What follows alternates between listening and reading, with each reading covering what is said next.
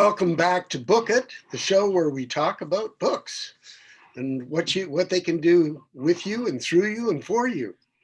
Today, we're happy to have back as our guest Wayne Kuhn to talk about his new book, Recharge. Welcome back, Wayne. Hello, Bud. Good to see you. I thought today we'd talk about chapter 7 of your book, which you've titled Reboot and Recharge. But as I read through it, I thought it could almost more properly have been titled The Hour of Power. Yes.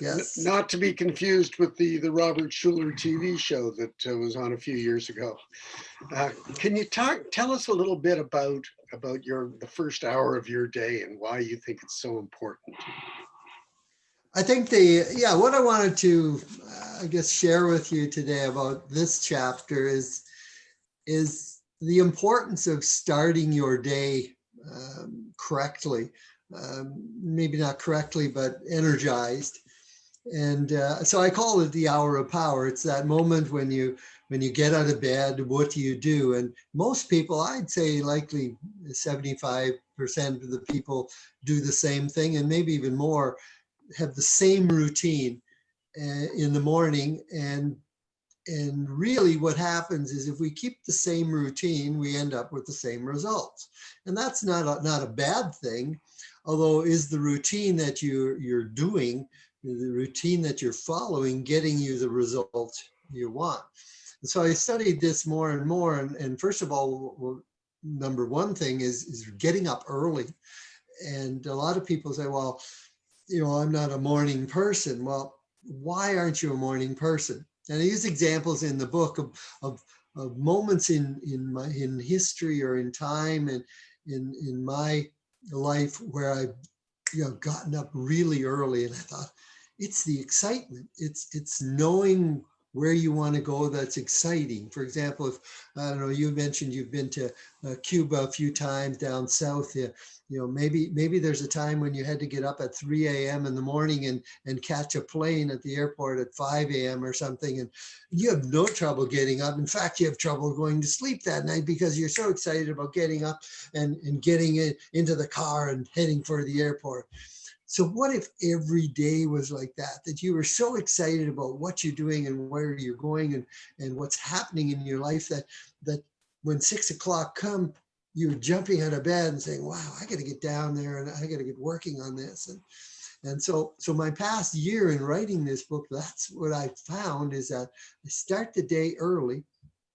And there's 7 things I think that I look at in this chapter, and I won't go through each one of them, but some of them are programming your mind, because unless you change the program that you're presently running on, you're not going to get any different results.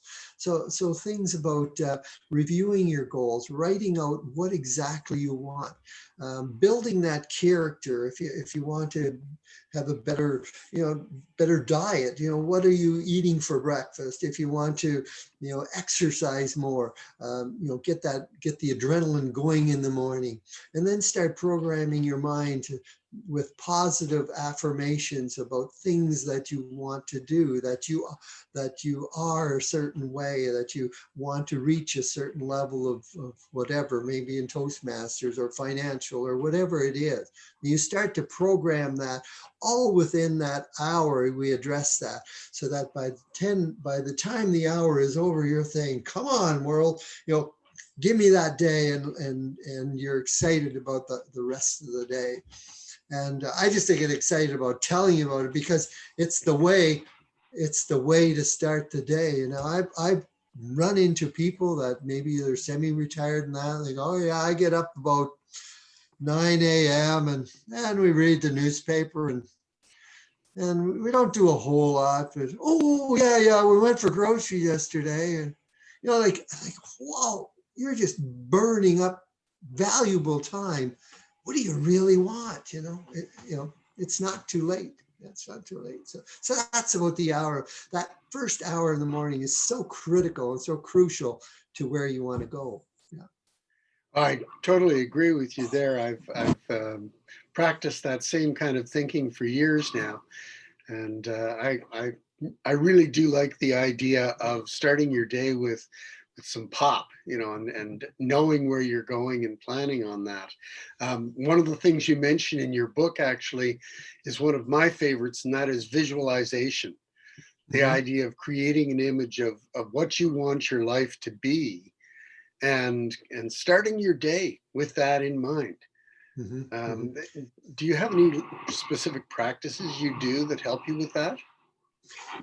I think the what happens is in I give myself time for it to unfold is when I read, for example, if I read uh, uh, one of my mantras is that I am so happy and grateful that I'm now a professional speaker traveling all over the world, speaking to thousands of people. I visualize myself on stage. There's 2,000 people in front of me, and they're all intensely watching for every word that I'm saying. And the stage is huge, and I'm walking back and forth, and there's lots of energy and there's lots of lights. And so if you visualize that, hey, wow, I think I can do that. And then it goes one step further is, what am I going to say that will impact these people for the rest of their life? And just it builds that energy and lifts them up. Now I can bring, like, I've been selling real estate for many years, and that same visualization is what I have when I'm driving in my car behind the steering wheel to that appointment. I visualize sitting at the table. They're going to be there, and I'm going to open my thing, and they're going to be so excited about what I have to tell them. That's, Yeah, yeah, you visualize that and you build that scenario. Um, the opposite can be very true. Is many people visualize failure. Like, they visualize, well, what if the road's slippery? What if there's ice in the road today and I got to go out in the mall, and what if somebody slides into me? And like, do you actually visualize having an accident? Well, not to that extent, but you're thinking, what if something negative happens? And so you got to stop that visualization because it's powerful. And you they wonder literally sometimes, create their reality. yeah, you wonder sometimes if bad things happen, did you create them? Like, oh, Oh, yeah. it's so very true. It's interesting. Years ago, I was watching a seminar, and this man talked about commercials for children. And it's Christmas time, so you've seen these commercials lately. You see these commercials, and there's these kids playing with this Hungry Hungry Hippos game, and then the camera zooms in, and it's just the Hungry Hungry Hippos game with some hands appearing here and there, and then the commercial's over. And I don't even know what they're saying in those commercials, but what happens in the child's mind is they're playing that game. When the camera zooms in, it's their hands that are playing the game. And then the game's gone. The commercial's over. And the kid runs into the kitchen and says, Mom, I want the Hungry Hungry Hippos game for Christmas. And it's Yeah, yeah. because the commercial has created in their mind a reality that when it's gone, they're going like, where's my game? It was here a minute ago. And that's kind of what you're talking about there. I think is that if you're clearly picturing what it is you want, what it is you're trying to achieve, um, you're going to have a much better chance because your subconscious mind is thinking, well, that's the reality. I Mhm, The reality is I stand on a stage in front of thousands of people and mhm. have lots of room to move around, a lot of energy, and where's my stage? It's not here. and Yeah. and your mind is going to start working towards making that happen. So I think, when I read that in your book, I went, wow, this is right on the money. And Good. that sort of ties in with some of the other things you talked about, journaling and education, Mhm, things that you can do first thing in the morning that start your day off with some zip. mhm. So I really love that part of the chapter. So one other thing I wanted to talk about in this chapter, Wayne, is what you called the recharge moment. And I thought, what a great concept. Could you talk a little bit about that? Yes, I think the one example is, I think the thing that came to mind is as a real estate agent, we're always selling. I shouldn't say we're always selling, but we have a gear. And I realized that when I go to your kitchen table and start talking to you about real estate, I click in this gear. And so what's important is that when you find yourself sliding, how do you recharge? And that, how do you take that moment and bring yourself up? Because as an entrepreneur, you cannot afford to be down. For example, if you lose a sale or somebody phones up and says, "Oh, I've decided not to work with you," you go, "Oh God, like that's my whole day. I've already had that money spent, and so you can magnify the failure, magnify that loss, and it'll shut you down for the whole day. And you go home dragging your tail, and your wife says, "What's wrong?" You go, "Oh, I lost the sale." And she says, "Oh, that's okay. Why don't we have a beer and watch movies, and then we'll go to bed?" What? Like no, no. It's only a lot, like it's only one sale, there's many more ahead. In other words, you want to recharge in that moment as fast as you can. Now, I understand there's moments of loss. We lose a partner, somebody passes away, that recharging in the moment doesn't make sense. But if you have the right mindset, if you can recharge, and somebody that's recharged and running at a higher mindset all the time, when something negative draws them down, you can't pull them down because they're right up there.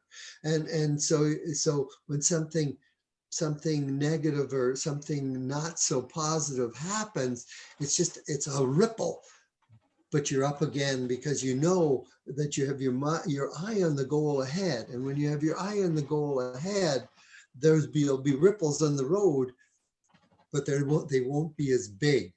And so that's why I talk about the recharge moment is that moment where, and some people do it different ways. Some people, like I often think, I remember going to the mall. I love people. So I'd walk through the mall and there'd be lots of people and that would just bring energy to me. Some people like to play loud banging music, rock and roll music to bring those are external things. Other people just like to simply, take a breath and close your eyes and just let the outside world stop.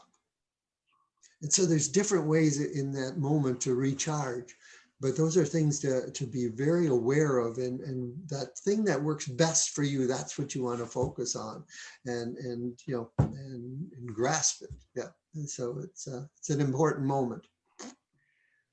I love that thinking because so many people will let um, I, I call it a decharge moment impact their whole day. And you try to talk to them about that. You say, you've got to get past that. Like recenter yourself. I was watching, I don't know if you've seen the movie that Tom Hanks does when he portrays Mr. Rogers in Mr. Rogers' Neighborhood. And there's a scene in there where the um, man who's interviewing Mr. Rogers is saying, what do you think is the most important thing about how you do your show? And he says, well, when I'm talking to someone, I try to be talking to them 100%. He Mm. says, and on the show, I'm looking at that camera and I'm imagining it's a little girl or boy who's watching the show, and I'm giving them 100% of my attention. Mm. And it was Excellent. such a poignant moment there in that movie. I thought, wow, like that's, if you can, when you're dealing with people, if you can give them 100% of your attention, you're going to have a much better chance of connecting with them. And if that person then turns around and says, well, I've decided I'm going to deal with someone else, you can say, okay, who's the next person I can give 100% of my attention to? Right, And definitely. just move on with that. And that was kind of the thought that came to me when you talked about recharge. Definitely. This has been great, Wayne. I really love this hour of power concept. It's something I've embraced over the years, and I hope that our viewers will start to think about that. But if you want more detail on how to embrace that kind of thinking, then I really encourage you to go out and purchase Wayne's book, Recharge, Thank you, bud. and get that that information into your head, because the ideas in there, we've only scratched the surface of what's in that chapter on the hour of power, on or reboot and recharge. And so I encourage you to look for the rest, so find out what else is there. This has been Book It, and we'll look forward to seeing you at our next episode. Thanks very much, Wayne Kuhn, for coming in today, and I'll look forward to seeing you again. Take care. Thanks, bud. And